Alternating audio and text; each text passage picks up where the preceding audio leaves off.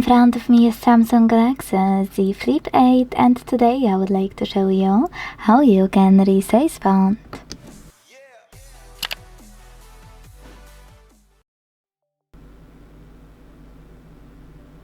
First of all, go into Settings and scroll to choose Display. Now scroll again, tap on Font Size and Style, and then operate this slider to adjust that. When you finished, go back, and as you can see, after a few seconds, size of my font has changed. Thanks so much for watching. If you enjoyed this video, leave a like, comment and subscribe.